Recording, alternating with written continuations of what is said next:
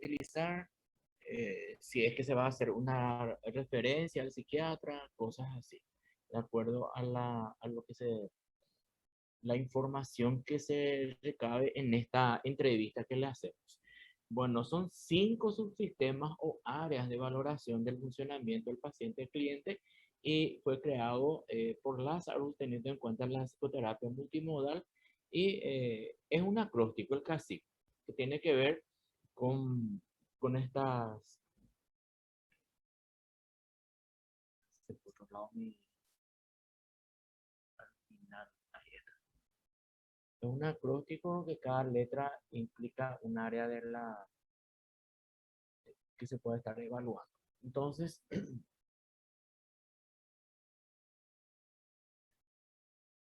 tenemos así la conductual.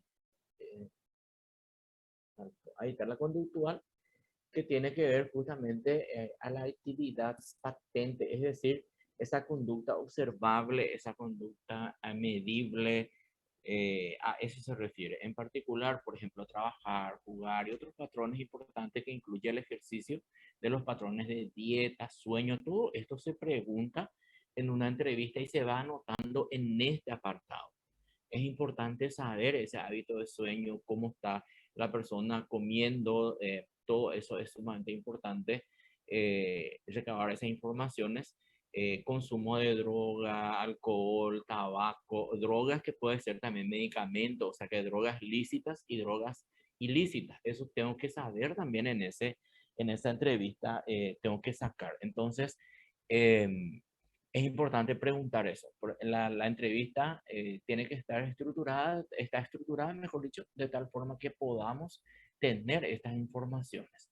Al valorar el funcionamiento conductual de un cliente se da atención a los excesos y carencias. ¿Qué significa esto?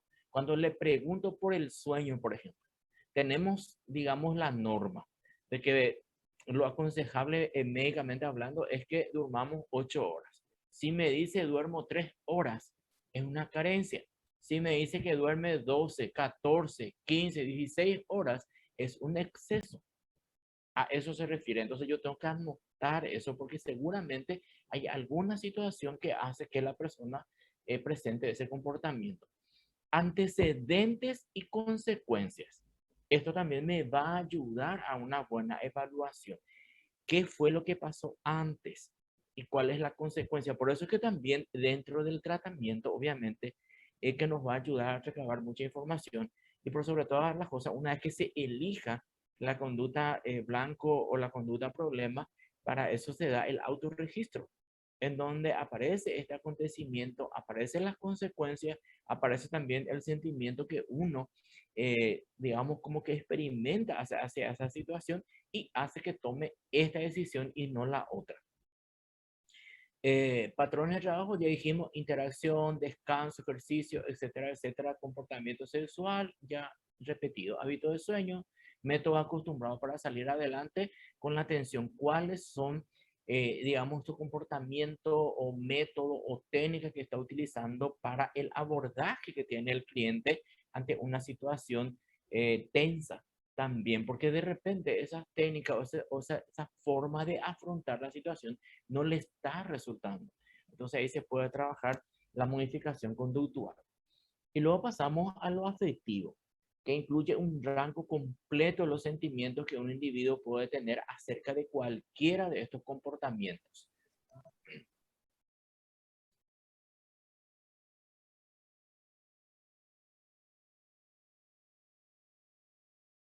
Yo les pedí que me hablen porque cuando ustedes escriben, me bloquea la pantalla. Se escucha abajo, dice. No sé Profe, si, se te escucha muy bajito. a ver un poco, porque el volumen de mi computadora está en 100. Voy a mirar un poquitito acá.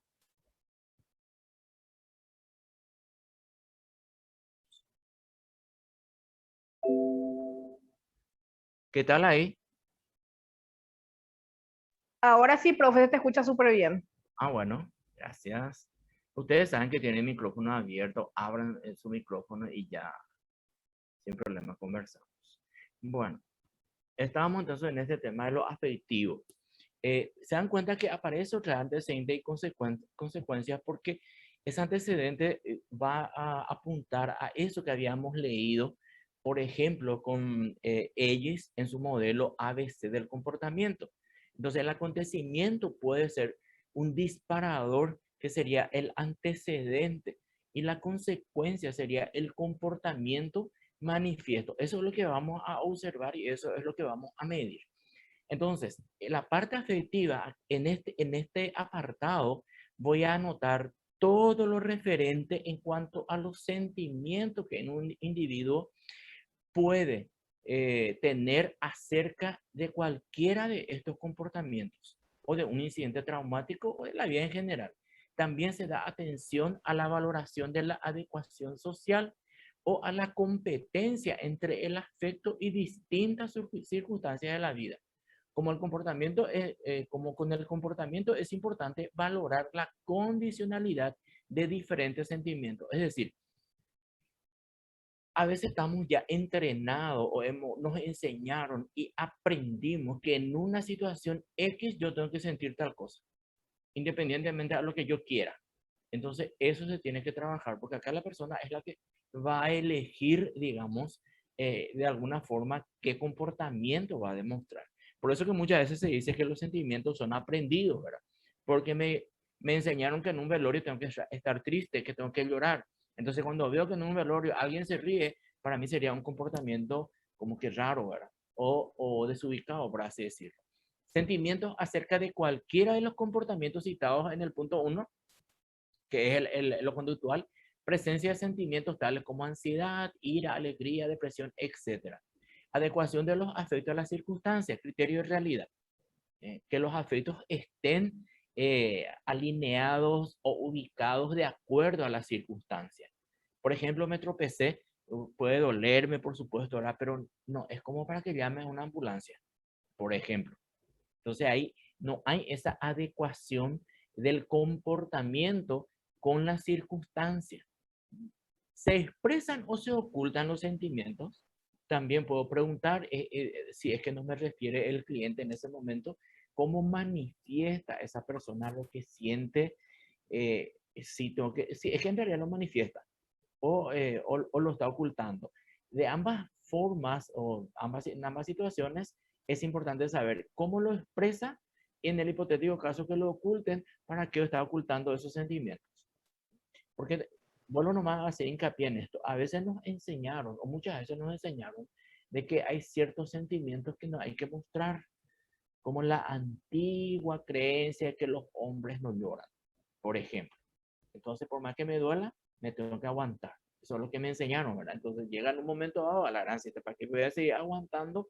Y bueno, en la parte Profe, somática, sí, profe, me parece nomás demasiado interesante esa parte de la adecuación del comportamiento y también eso que mencionas de que son aprendidos relacionados así totalmente, pero quería hacerte una pregunta referente a la parte afectiva, que era, ¿cómo nosotros, por ejemplo, podemos abordar, hablando de lo afectivo, en el sentido de el amor, por ejemplo, ya que es un poco subjetivo, tipo nos vamos hacia los componentes que están relacionados como, por ejemplo, cariño, obsesión, que son más medibles, ¿verdad? sí, de hecho que cuando uno lee los libros de Watson, por ejemplo, va a encontrar que el amor, la ira, no me acuerdo otro sentimiento, pero el amor no es aprendido. Entonces, ahora, ¿cómo yo manifiesto? Eso sí ya puedo trabajar. O sea que yo puedo querer a una persona. Obviamente, ahora todos. Y queremos también que alguien nos quiera en nuestra vida. Pero ¿cómo yo manifiesto ese amor? Sí puede ser aprendido. ¿Se entiende la diferencia? Por Sí, ejemplo, profe. estoy enamorado de alguien. ¿Cómo demuestro? Lo demuestro de una manera insensible, lo demuestro de una manera fría, o acuérdense de la carencia y exceso. O lo demuestro de una manera de cada un minuto. ¿Dónde está? Selfie. ¿Qué tal? Selfie. ¿Se entiende, verdad? Entonces, ¿cómo yo demuestro? Es aprendido. Pero esa predisposición a amar ya lo traemos. Pero ahí entra otra lo que decía Bandura. Por eso que es interesante leer esto a estos autores cuando vamos a trabajar de este modelo. ¿Qué es lo que dice Bandura? Bandura habla de un aprendizaje por observación, utilizaba el muñeco bobo, ¿se acuerdan? O dieron en algún momento dado lo que era el muñeco bobo. Entonces, las criaturas que fueron expuestas a eso, como que aprendieron a ser violentos. Entonces, aprendemos también por observación, es decir, un aprendizaje, miramos, vemos y aprendemos por eso. Entonces, los castigos, decía Skinner, los castigos, la persona puede aprender por observar un modelo. Entonces, por eso es cuando los policías, por ejemplo, agarran a, qué sé yo, a alguien que delinquió, por ejemplo, salen en los noticieros y todo ese tema. Y bueno, eso es que algunos dicen, bueno, aprende que esto está mal. Entonces, yo puedo aprender por observación también. Entonces, si en mi familia, supongamos que mis padres de repente son demasiado fríos, que ni siquiera nada no demuestran, pero están casados y que dicen que se aman, probablemente yo corro esa posibilidad de amar también de esa forma. Porque eso es lo que aprendí viendo y justamente de personas significativas. Y está el exceso, que es la obsesión. Andrés. Sí, profe, Bandura entonces habla del aprendizaje por observación, que sería tipo algo muy interesante para las personas que tienen muy en cuenta el ejemplo. Sí, pero para que sea el aprendizaje, él pone algunos condicionamientos otra vez. No es que uno aprende nomás al ver. Tiene que ver con el modelo, tiene que ver con la persona que está observando y si en realidad, por eso que es interesante otra vez cuando vamos a reforzar una conducta. Porque Skinner pues decía, el que tiene el reforzador tiene el control de la conducta. Entonces yo quiero que la persona aprenda por modelado, es decir, le voy a mostrar y esto que le voy a mostrar tiene que ser interesante para la persona, porque si no, tampoco no se va a dar el aprendizaje. Entonces tiene que ver acá. El modelo tiene que ver también el observante, el que va a observar, la persona que digamos que está en tratamiento, por así decirlo, tiene que ver. Esas dos variables van de la mano. No es que voy a mostrar cualquier cosa. Entiendo, profe, muchísimas gracias. Igual. Bueno, pasamos entonces a lo somático. Ya la palabra ya nos indica acá que puede ser eh, emociones corporales que abarcan la sensibilidad al tacto, el sonido, la percepción, el gusto y la visión. Los datos sobre el funcionamiento físico general, que incluye los dolores de cabeza, las molestias estomacales y salud en general. Acá se puede preguntar. Sí, depende mucho, convengamos que nosotros también vamos observando al cliente, la forma como se presenta, el aspecto físico que presenta, a mí también me puede dar como indicadores para hacer más o menos preguntas en este aspecto, en este apartado. Si tengo una persona que es yo de repente diabética, que me dice lo ya que es diabética, ahí sí puedo preguntar si está utilizando insulina, cómo es la dieta, todo eso. Porque ahora, por ejemplo, ya los diabetólogos ya derivan también, algunos por lo menos lo que yo conozco, derivan también ya a sus pacientes al psicólogo para que tengan adherencia al tratamiento, porque el cambio comportamental que hace el paciente diabético es grande y no es generalmente procesual, porque cuando ya está el diagnóstico de diabetes, tiene que haber un cambio comportamental, por ejemplo, en la alimentación.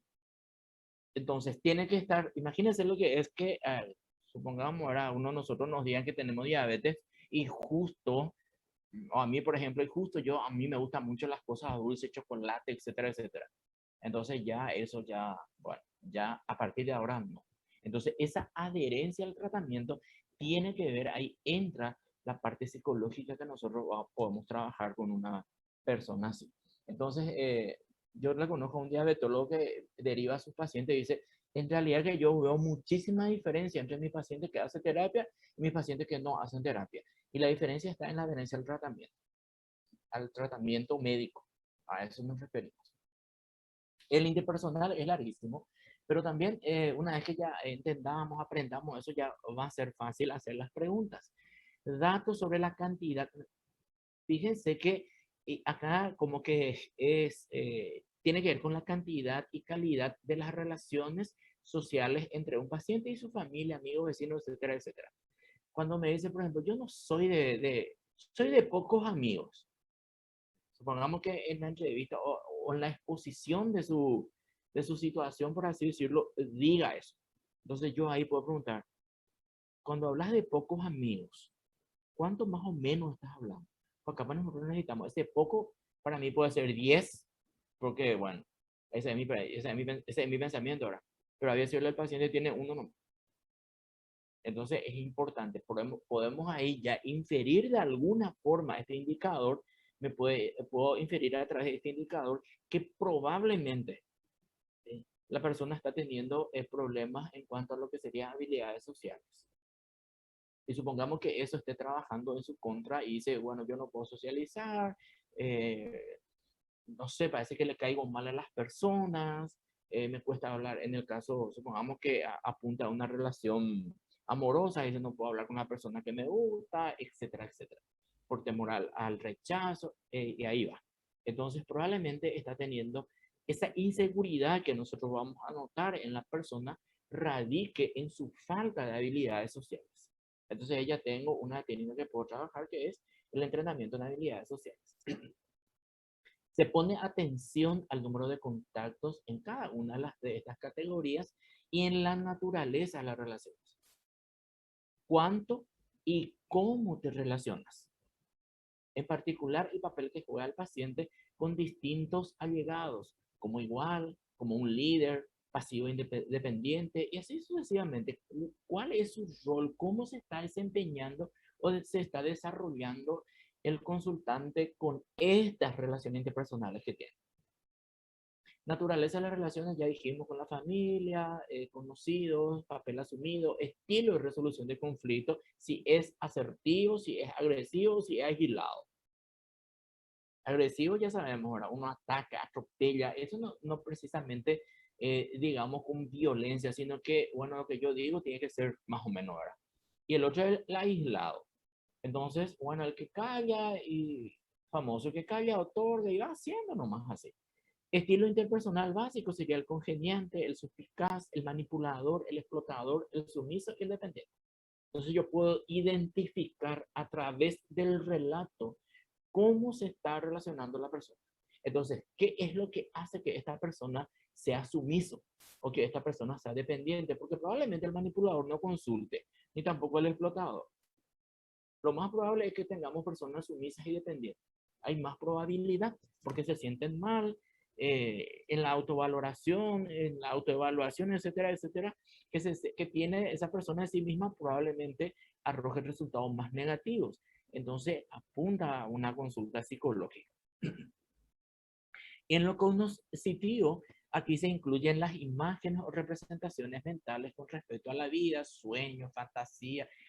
Acuérdense que ya habíamos hablado del sueño, pero se apuntaba a la cantidad de horas que duerme. Por eso tenemos un rango de horas que el cuerpo necesita dormir. Así como las reflexiones no controladas de manera relativa, tales como los sueños diurnos y nocturnos.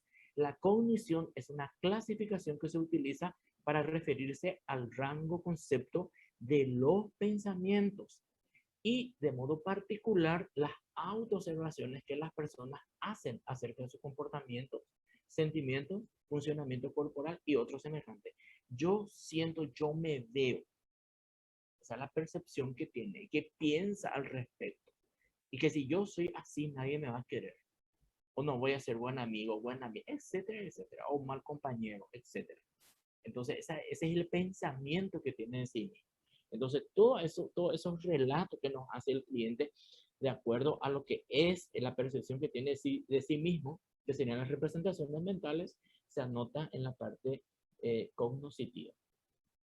Y ahí tenemos entonces los 5 apartados que nos va a servir. Aparte de eso, podemos utilizar también elementos auxiliares, los test o cuestionarios de evaluación de, por ejemplo, hay cuestionarios, por ejemplo, de depresión de Beck, cuestionario de ideación suicida, de pensamiento suicida, todo eso de acuerdo a cómo se plantee la primera entrevista. Yo sigo evaluando, me tomo el tiempo de evaluar para sacar un buen diagnóstico. ¿Alguna pregunta, duda, comentario?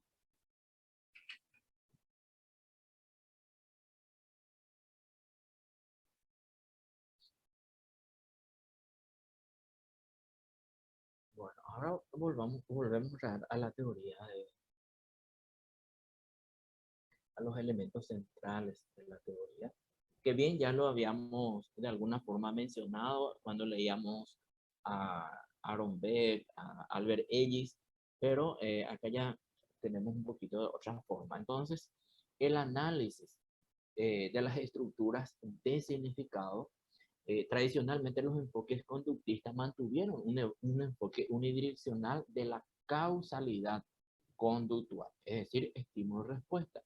Los determinantes de la conducta eran fundamentalmente ambientales y estaban representados por la contingencia de reforzamiento. Ese reforzamiento va a venir del ambiente. Entonces, por eso es que cuando uno le lee a Skinner, dice, en realidad, no es la persona la que tiene que cambiar, es el ambiente, dice. Porque en sus palabras, el reforzador está en el ambiente. El reforzador es lo que va a ejercer cierto control sobre el comportamiento. Yo tengo que saber también, obviamente, si voy a aplicar el condicionamiento operante, qué es lo que va a reforzar la conducta. ¿Qué reforzador voy a elegir? Y tiene que gustarle, tiene que hacer esa movilización de tal forma que se dé la modificación de conducta. Porque si, por ejemplo, me dicen, ¿sabes qué? Si hace tal cosa, te voy a dar esto y a mí no me gusta lo que me va a dar, ¿para qué voy a hacer? Por eso es, yo no sé si ustedes hicieron ya de alguna forma alguna visita al hospital psiquiátrico, porque ahí se ve muchísimo esto y funciona bastante bien el condicionamiento operante. Por ejemplo, una de las técnicas que Skinner utilizaba era la economía de fichas. Entonces, ¿qué implicaba esto? Si se van al psiquiátrico, van a ver a las personas que están ahí internadas, de repente bañarse en la canilla del jardín, lavarse la cara, o están defecando en un lugar que no es el baño, ¿verdad? Entonces se le indica, se le muestra, hace esto y te voy a dar esto. Ahí entra el condicionamiento operante. Entonces, tengo que saber qué es lo que le gusta a esa persona, porque si no, mi reforzador no va a funcionar. Profe, Sí, yo tengo una experiencia de que fui al psiquiátrico, pero no como visitante, o sea, me interné unas cuantas veces y con el tema del condicionamiento operante, lo que pasaba, al menos en el pabellón de agudos, ¿verdad? Que solo podrías recibir visitas unos días y todo eso, te traían cigarrillos o cosas así. Y yo los cigarrillos utilizaba para hacer amigos, porque tipo, habían personas que no estaban un poco cuerdas, ¿verdad? Y tipo, yo le daba cigarrillos a ellos y ellos se ponían re felices porque era muy escaso.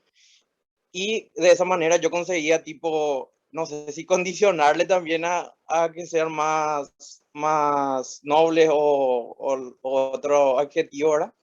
Y aparte, eh, conseguir, ¿verdad? Un poco más de seguridad porque no había mucha seguridad tampoco. sí, o sea, ¿qué te hiciste querer? Le condicionaste a ellos, en términos sencillos para que todos podamos entender, para que ellos te quieran y te protejan. Sí, A profe, ver. porque era difícil realmente. Había gente que ingresaba con cuchillos y eso y no se daban cuenta los enfermeros. Sí, yo me acuerdo que cuando hicimos nosotros la pasada por el hospital, cuando era estudiante, uno de los pacientes se le tiró a una compañera y la verdad que literalmente le echó y se subió encima y le agarró su cabello. O sea que, y le dio creo que 2 cachetadas, por ahí le llegó a darme, hasta que nosotros mientras que nosotros nos movilizamos a parar eso, ya le dio 2 cachetadas, ¿verdad? Pero sí, es un lugar en ese sentido, es peligroso. De hecho, cuando uno va a ir, se sugiere luego mantener la calma, No, es increíble cómo la persona se da cuenta que uno tiene miedo. Y parece cuando expira luego. Eh, se- no sé si es cábala o qué, pero generalmente a los estudiantes que se van ahí y como que tienen miedo y todo así, a ese viene y le habla más, le agarra su brazo, y cosas así. Interesante era eso. Sí, profe, y también ellos, tipo, si vos te sentís ansioso en un momento dado adentro del pabellón, ¿verdad? En el lago, que ciertamente también el ambiente es diferente y te hace totalmente cambiar de conducta en unos pocos días. Vos te sentís muy ansioso y te dicen, te podemos aplicar una sustancia que te va a bajar los decibeles, ¿verdad? Pero si te aplicamos esa sustancia va a estar en tu registro y vas a estar más días acá. Así que vos elegís si es que querés resistir, tipo caminando, haciendo vueltas o buscando alguna solución, o te aplicamos esta sustancia que va a ser compensatoria para vos, pero al mismo tiempo va a conllevar que estés más días ahí. Que esté más día en el internado, ¿verdad? Entonces, como, bueno, interesante que te da a elegir, ¿verdad? Sí, Bueno, sí, depende si es que ella hace quilombo, te inyecta lo ya, pero yo no, ahí estaba ya un poco así. no te va a preguntar más.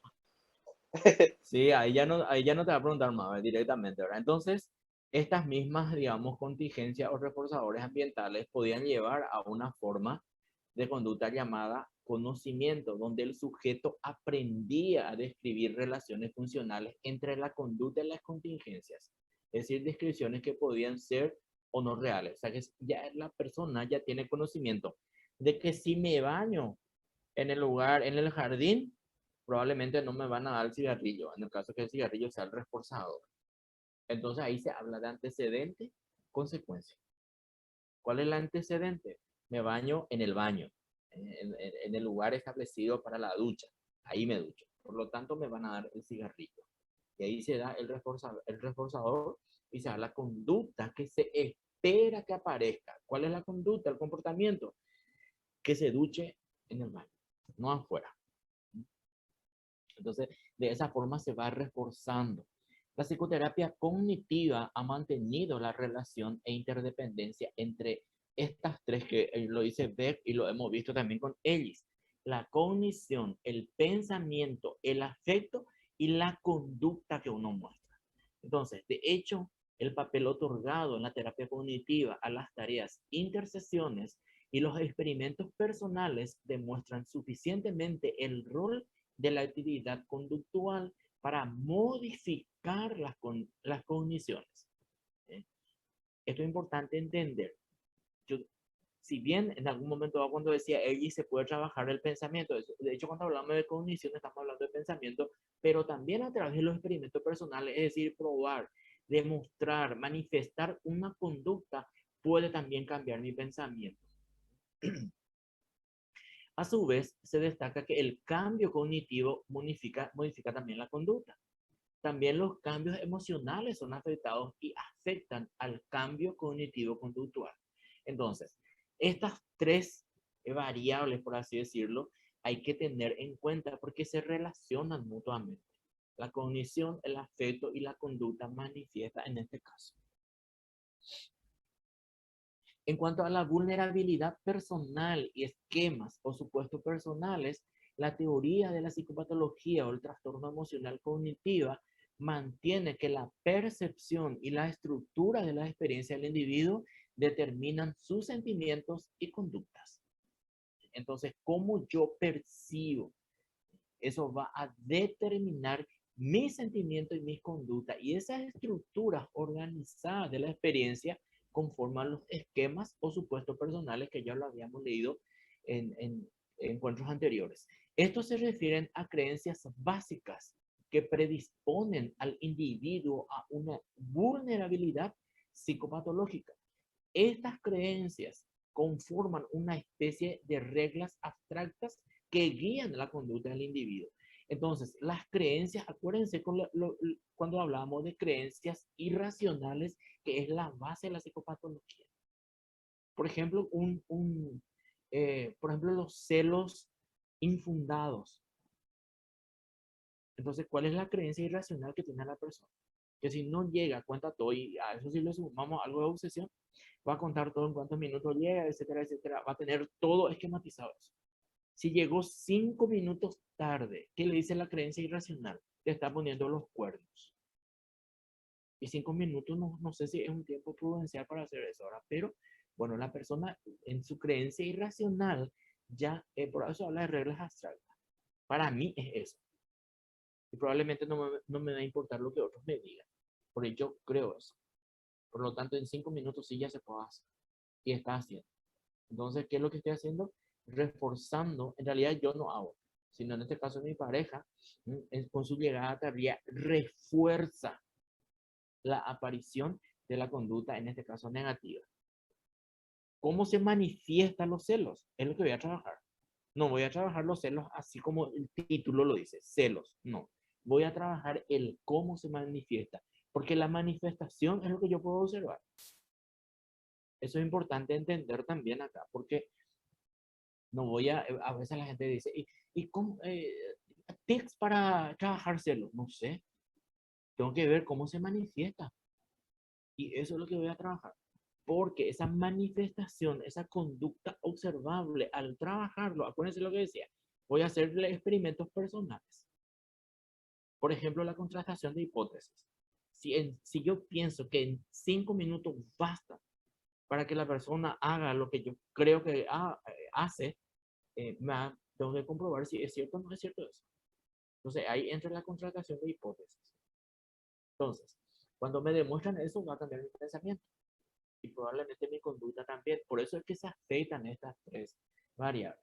La estrategia de cómo conseguir esa modificación varía en cada tipo de terapia cognitiva. Ya dijimos, hipótesis a verificar en la terapia cognitiva de Beck, debate racional en la terapia racional emotiva de X. Pero en realidad lo que estoy queriendo hacer es la misma cosa. Utilizo nomás otra estrategia. En cuanto al concepto de la estructura del significado, es tan importante este tema del significado. Y quiero traerle dos ejemplos nomás, porque en algún momento me tocó hablar de suicidio en adultos. El 10 de septiembre se recordó el Día Mundial de la Prevención del Suicidio y me dieron ese tema. Entonces, el significado que tiene para el adulto el nido vacío, por ejemplo, o el significado que tiene para el adulto la jubilación, y de acuerdo al significado que le da, va a presentar una conducta. Entonces, para mí el nido vacío es libertad, y así también como la jubilación, me siguen pagando por lo menos gran parte de mi sueldo, pero tengo el tiempo libre, puedo dedicar a hacer otras cosas, seguir ganando dinero, seguir siendo útil para mí mismo, y es totalmente diferente. Pero si yo digo que si mis hijos, mis hijas se van todos, me quedo solo, triste y abandonado, o llego a la etapa de la jubilación y ya soy inservible, se dan cuenta qué comportamiento voy a manifestar, y todo radica en el significado. Por eso el significado es muy importante en cuanto a las decisiones que vamos a tomar. El núcleo común a todas estas teorías anteriores es la asunción básica de que a lo largo del desarrollo y a partir de precondiciones biológicas, acuérdense cuando hablábamos de que había una estructura en el cerebro inmaduro que apuntaba mucho al negativismo, por ejemplo. O sea que biológicamente lo vamos trayendo. Es más fácil, antes se decía, ¿cómo es que la criatura aprende más rápido pronunciar bien grosería y las otras palabras no? Porque estuvo expuesto, etcétera, etcétera. Apuntamos un poco a eso negativo generalmente. Hay esa tendencia a lo negativo, a lo inmaduro. La persona desarrolla estructuras cognitivas que canalizan su experiencia del mundo y de sí misma. Esa es la estructura del significado. La psicología cognitiva y la psicoterapia cognitiva han contribuido fuertemente al restablecimiento del significado como cuestión central de la psicología y la psiquiatría. ¿Qué significa para vos tal cosa? Porque de acuerdo a ese significado vas a actuar. Entonces, si voy a tener en cuenta esta partecita de la teoría, ¿cómo yo voy a comprobar en qué apartado del modelo CASIC voy a apuntar? Si estoy hablando de la estructura de significado.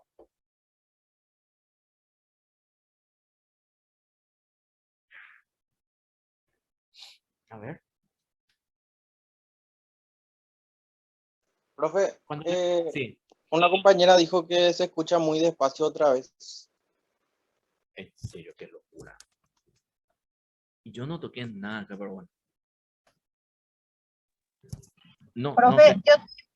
yo estoy escuchando con mi auricular y súper bien te escucho, profe. Yo saqué mi auricular y realmente era bajísimo Bueno, el audio. voy a acercar más el micrófono, entonces a veces también yo me emociono y suelto el micrófono. Bueno, no sé si ahí más o menos se escucha. Ahí re bien, profe, ahí re bien. Bueno, bueno, entonces es importante en este caso centrarnos en la parte cognitiva, ¿se acuerdan? En donde vamos a apuntar justamente estas respuestas que nos va a dar la persona, que tiene que ver con el significado que esa persona da a ciertas situaciones, y de acuerdo a ese significado va a manifestar una conducta. Profe, ahí Sí. entraría su sistema de creencia, que muchas veces marca las pautas de la conducta de la persona. ¿Verdad? Imagínate, sí. Si está, por ejemplo, la religión o otro tipo de cosas, algunas ciertas tradiciones de la familia y todas esas cosas, como que eso no tengo que hacer porque está prohibido. Cosas así, que más o menos te va condicionando la conducta. Sí, y fíjate que eso, por ejemplo, ahí pues justamente es donde vamos a estar encontrando como que algunos contradicciones, por así decirlo, entre el pensamiento, el afecto y el comportamiento. Porque, ¿qué es lo que está diciendo la persona? De acuerdo a lo que dijiste.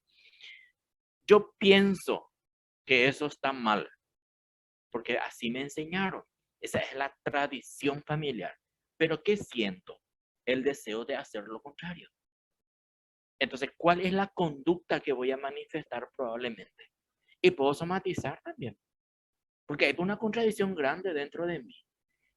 Y quieras o no, el cuerpo va a manifestar eso psicológico en mi cuerpo. Puedo tener recurrencia en dolores de cabeza, ese dolor estomacal que se habló, hasta inclusive puedo tener una gastritis, cuando ya es crónica la situación, de larga data. Entonces, es interesante ahí identificar y devolver, por así decirlo, esas creencias irracionales a quién y a dónde corresponde. Porque la tradición familiar, ¿qué significa? ¿Quién impuso esa tradición familiar? ¿Yo estoy de acuerdo con eso? No, no estoy de acuerdo. ¿Y eso qué va a implicar? Que me van a sacar de la familia. Sí, me van a sacar de la familia. ¿Y qué significa eso para mí? Entonces se va trabajando todos esos aspectos que tiene que ver con esto, ya sea con la religión, ya sea partido político, club, etcétera, etcétera. Lo que la familia estableció como tiene que ser. Sin que generalmente estas cosas no se nos consulta, ya se nos inculcan nomás ya desde criatura. No, conozco, pero poquísimos padres que dicen, no, voy a esperar que mi hijo sea grande y después decida lo que tengan que hacer. Sí, qué sé yo, si va a seguir esta religión, este partido, este club, lo que sea. Dar esa libertad a la persona a elegir cosas que sí puede decidir, sin que yo imponga mis principios y mis valores, porque esos son míos. Y generalmente, no es generalmente, los hijos no son proyecciones de los padres como creen algunos padres. Mis hijos son absolutamente independientes, es otra persona.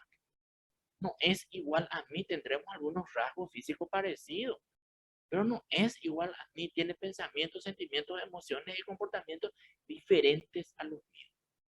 Y a veces lo que cuesta es aceptar esa diferencia. Yo también tuve compañero de colegio, puedo decir, sí, y él también tiene, o ella también tiene, y va a estar influenciado por sus amistades, etcétera, etcétera. A mí me corresponde enseñarle, ¿no? Hasta ahí. No sé si te respondí a ella, pero Aida, vos viste.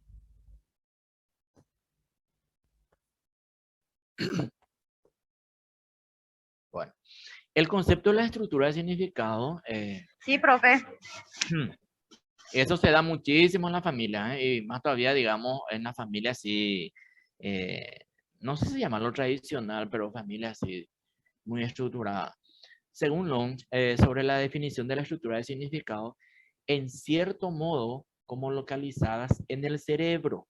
Esto ya lo dijeron los autores anteriores, como Ellis y Beck, resultante del desarrollo biogenético y del aprendizaje. Entonces, yo puedo venir biológicamente con ciertas situaciones o características predeterminadas. Ahora, de ahí a que lo desarrolle o no, tiene que ver con el ambiente, es decir, el aprendizaje. Constituida por los significados de la experiencia organizada del mundo y de sí mismo, por lo que son específicos e idiosincráticos, es decir, personales propios de cada uno. A veces eso es lo que no queremos respetar. Porque yo acá no sé cuántos están ahora, pero supongamos están de 10, 15, 21, me parece. Y estamos leyendo la misma diapositiva todos. Pero cada uno de ustedes lo van a tomar, puede ser de manera diferente. No hay por qué estar de acuerdo. Puede ser que me guste más la teoría de ella, la teoría de Skinner o la teoría de B. ¿Cuál es el problema con eso? No voy a imponer. Entonces, eso fue lo que generalmente no se da en la familia tradicional. Como que no se quiere respetar. La noción de mente humana se relacionaría con la activación de estas estructuras cognitivas, dando lugar a estados pasivos y activos, por ejemplo, conocimiento, la memoria, percepción, afecto, deseos, etc. Se activan. Entonces, ¿quién va a activar esto? Las relaciones interpersonales. Desde esta perspectiva se entiende que la psicopatología como resultante de una disfunción de las estructuras de significado y a la psicoterapia como una labor encaminada a desarrollar estructuras de significados funcionales. Entonces la psicoterapia ya tiene una meta dentro de estos modelos como una meta, unificado, por así decirlo, ¿sí? De desarrollar estructuras de significados funcionales. ¿Para quién?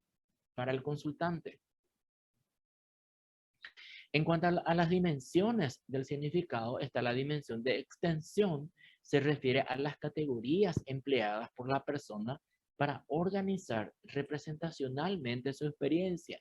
A esta dimensión se la ha denominado desde el conductismo como generalización de estímulo. ¿Qué significa esto? Si me trabajaron, por ejemplo, mi aracnofobia. Cuando me trabajaron esto, me aplicaron la técnica de relajación de Jacobson. Me entrenaron para relajarme. Por lo tanto, yo lo apliqué en un primer momento ante una araña. Pero como ya estoy entrenado a la relajación, también puedo aplicar en otra situación ansiógena. A eso se llama generalización.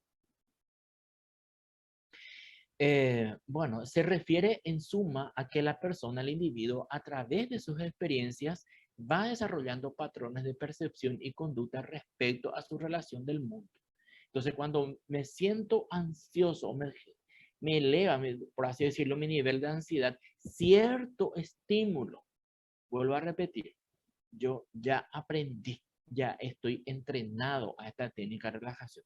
Por lo tanto, lo puedo utilizar. Que en un primer momento me entrenaron solamente para contrarrestar, digamos, la fobia hacia las arañas. Las disfunciones en esta dimensión del significado se pueden deber a la discriminación perceptual y de afrontamiento de los eventos es inadecuada. Por ejemplo, un sujeto recibe una broma como una amenaza intencionada hacia él. Esto hay que tener también en cuenta, dicho sea de paso, cuando vamos a hacer bromas. Porque hay personas que no diferencian entre una broma y algo en serio. Y hay personas que dice algo en serio en forma de broma. Entonces, por eso que las relaciones interpersonales son bastante emocionantes para mí. Muchos dicen que es conflictiva, complicada. No. Ahí yo voy a elegir, estoy siendo estimulado y yo voy a elegir qué respuesta voy a dar. La categorización, es decir, generalización en los eventos es inadecuado. Esto también se puede dar que yo generalizo una conducta, digamos así, aprendida para todos y no es el adecuado.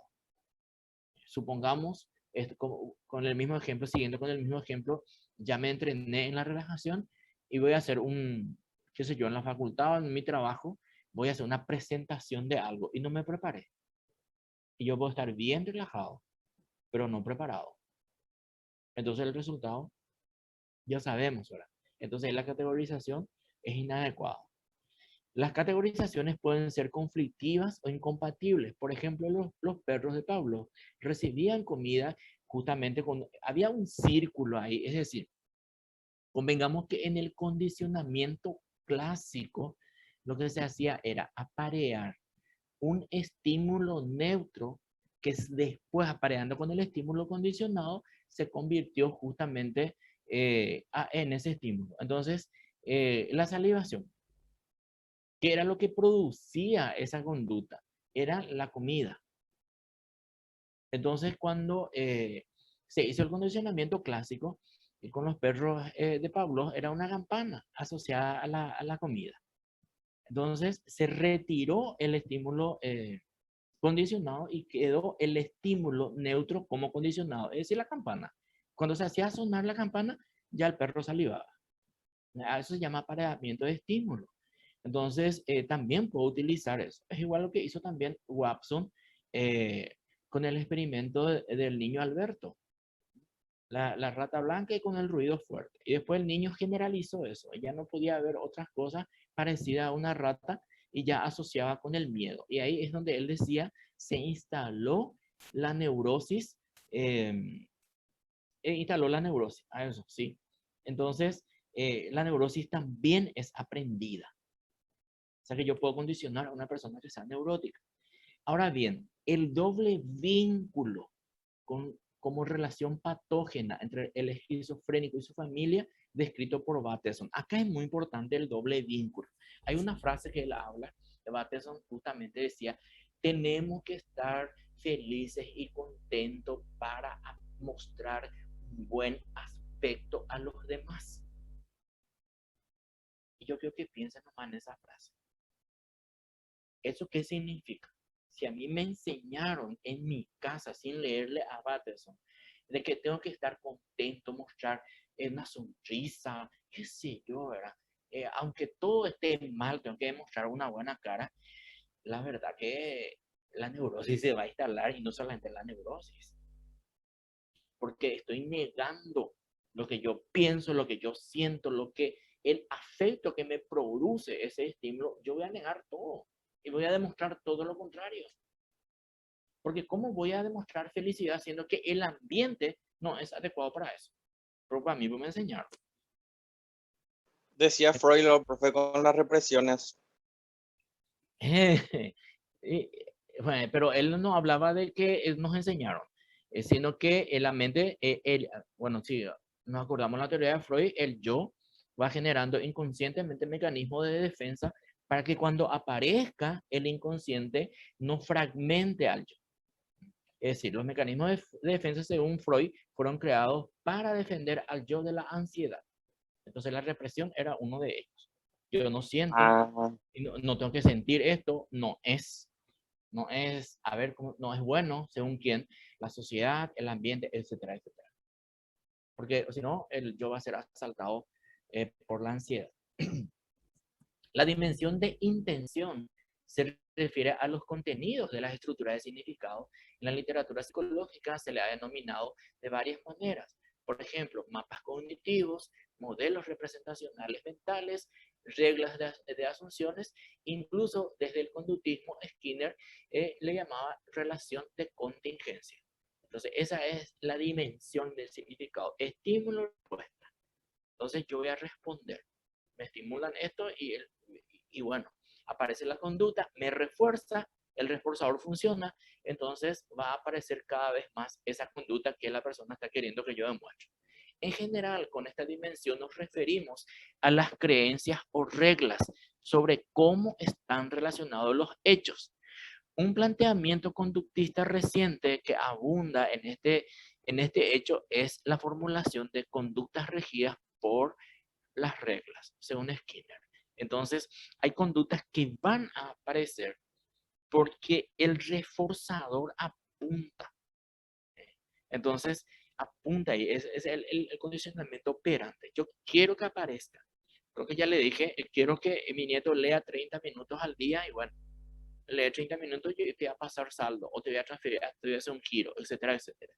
Entonces, ¿estás leyendo para aprender o estás leyendo para recibir el giro nomás o el saldo? Estás leyendo para recibir el saldo, pero va a aparecer la conducta que estoy queriendo.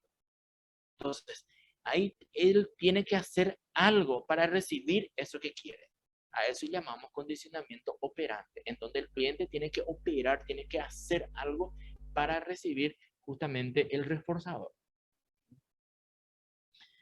En esta dimensión, las disfunciones vendrían generalmente y sobre todo por premisas o creencias erróneas, inflexibles o extremas. Beck ofrece el siguiente ejemplo. Premisa mayor. Sin amor no valgo nada. Entonces, ¿qué tengo que hacer en este caso si este es mi pensamiento? Asunción básica. La premisa menor. Raymond no me quiere. Evento valorado. Fíjense, sin amor no valgo nada. ¿Sin amor de quién? De Raymond. Entonces, ¿qué es lo que estoy queriendo decir? La conclusión de Presógena. Yo no valgo nada sin el amor de Raymond. Eso es lo que está queriendo decir. Entonces, esquematizando, tenemos la asunción básica, tenemos el evento valorado y luego ya tenemos la conclusión. Qué interesante, ¿no? Cómo se puede operacionalizar una frase. De esa frase, la información que puedo tener. Porque generalmente escucho en el consultorio y dice, nadie lo me quiere. Nadie lo me hace caso. ¿Quién es nadie? Probablemente haya un nombre y apellido por ahí. En cuanto a la dimensión de valor, hace referencia al significado afectivo. Englobaría a las actitudes, sentimiento y motivación ante la experiencia. Freud lo llamó catexis, Lewin le llamaba valencia y Skinner le llamó reforzamiento. Se refiere a la dirección y fuerza de la conducta a las preferencias, necesidades y deseos del individuo. Por eso es que para reforzar yo tengo que saber esto. No es que voy a dar nomás algún reforzamiento y yo no sé si esa es la preferencia de la persona, esa es la necesidad o ese es el deseo. Para eso tengo que conocer. Va interrelacionada con las dimensiones extensionales y las intencionales del significado. Beck argumenta que la naturaleza de la respuesta emocional de la persona depende del investimento, de valor de los acontecimientos, de su conexión a su significado personal. O sea que esa va a ser, digamos, la naturaleza de la respuesta según Beck. El significado que tiene para la persona. De modo general, las respuestas afectivas depresivas se relacionan con valoraciones de pérdida, de refuerzo y de objeto. Eso es lo que va a aparecer. Entonces, se refuerza esa valoración de pérdida. Las respuestas afectivas ansiosas con valoraciones de amenaza a los estímulos condicionales, a los impulsos sexuales agresivos. Es decir, estas respuestas ansiosas se van a valorar con una amenaza. Y la amenaza es futuro, no es algo que está sucediendo. Si yo no hago, me va a pasar esto. O alguien me dice, si vos no haces, bueno, tal cosa. Entonces está esa amenaza, pero es a futuro. Pero ese nivel de ansiedad va a aumentar. En cambio, las afectivas depresivas tienen que ver con el pasado. Por eso habla de pérdida. Esto ya pasó. Ya perdí, ya se fue, viajó, se murió, me separé, etcétera, etcétera. Las respuestas afectivas de ira con valoraciones de injusticia y así sucesivamente. Es decir, relaciona a la persona con estas valoraciones. Entonces aparece la ira. Esto lo habíamos hablado también en las creencias irracionales. Entonces, esa injusticia a mí me hace que aparezca mi respuesta iracunda, ¿verdad? Y así en resumidas tenemos los elementos teóricos centrales de la psicoterapia cognitiva conductual. No sé si hay alguna pregunta, alguna duda, comentarios, experiencias.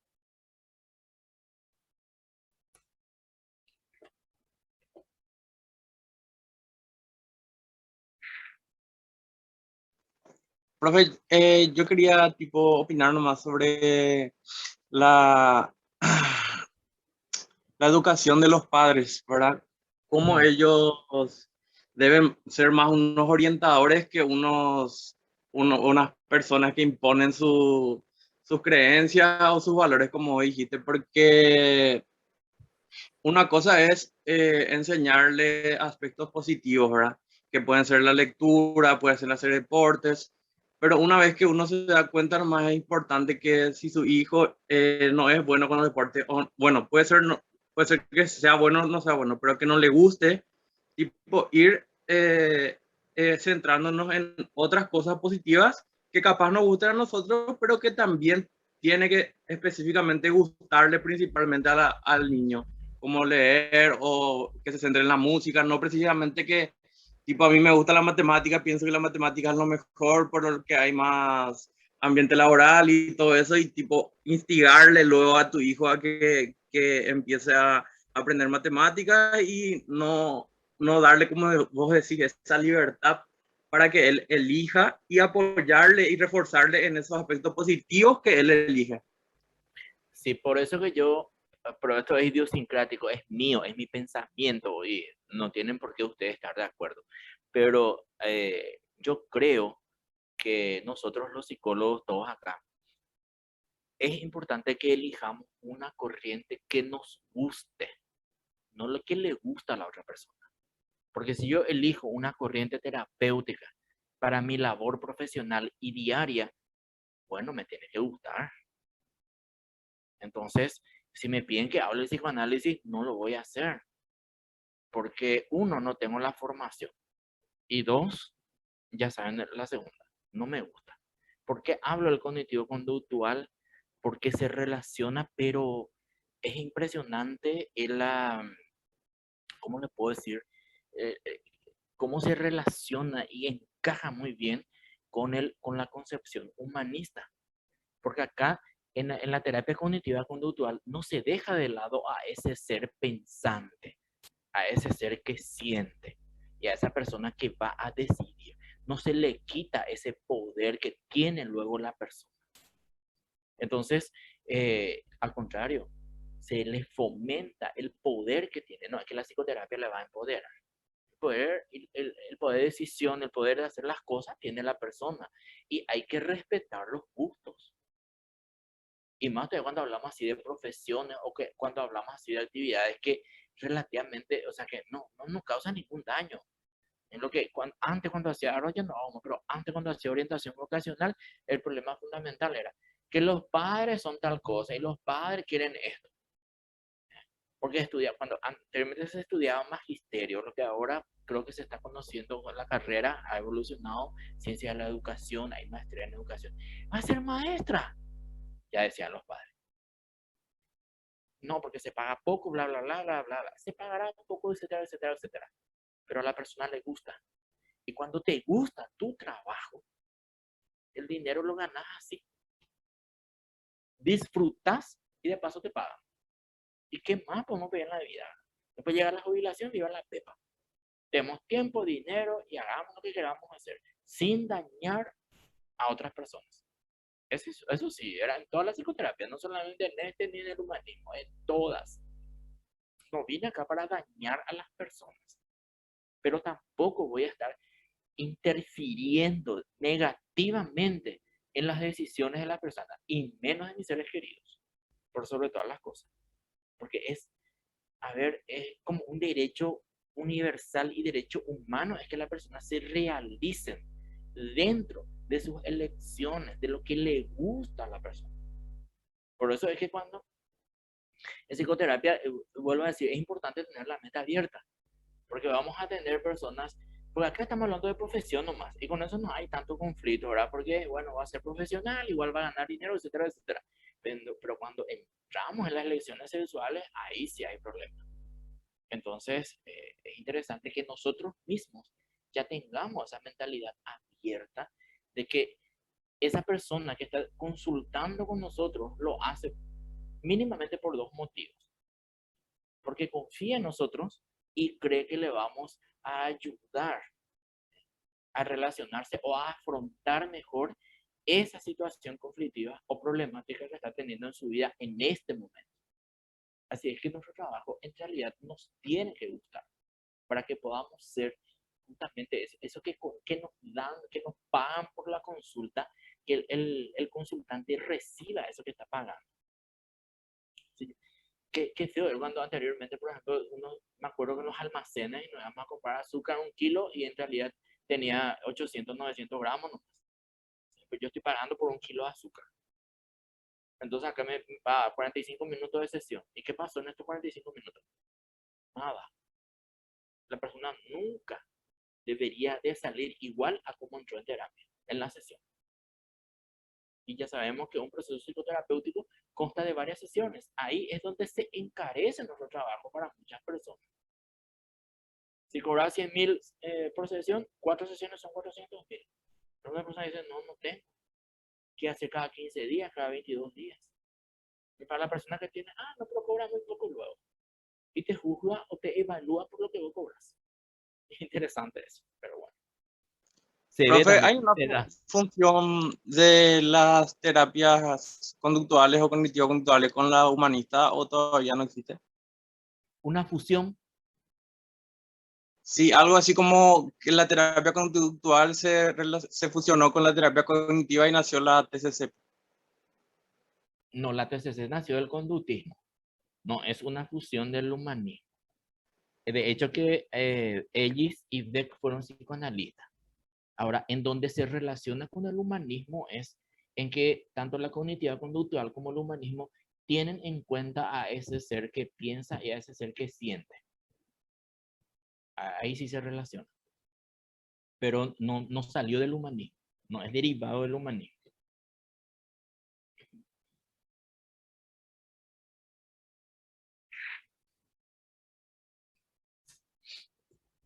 ¿Alguna otra consulta? Algo que no tiene nada, no sé si tiene algo que ver, bueno, casi nada, pero la terapia dialéctica conductual, profe, esa sí nació de la conductual, ¿verdad? Tipo una función con terapia Zen. ¿Con terapia qué? Terapia Zen, filosofía Zen, perdón. Pero la filosofía Zen es una filosofía tibetana y que no salió del conductismo.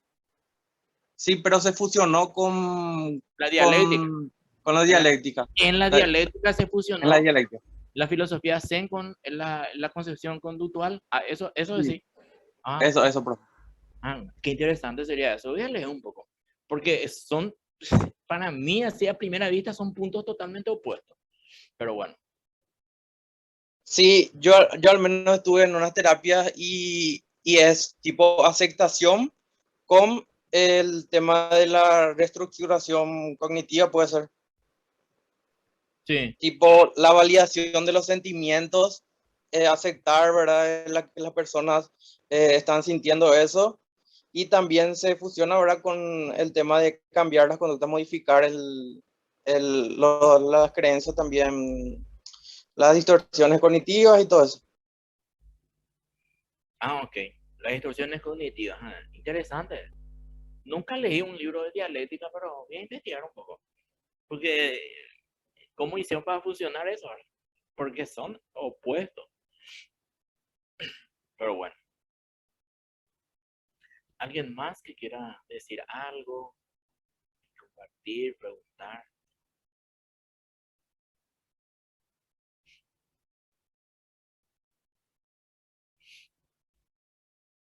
Salimos más temprano entonces hoy. Vamos a fantasear que estamos en clase, ¿verdad? Y le voy a pasar en el grupo de WhatsApp el cuestionario con estos subsistemas que hay que tener en cuenta para una entrevista clínica. ¿Está bien?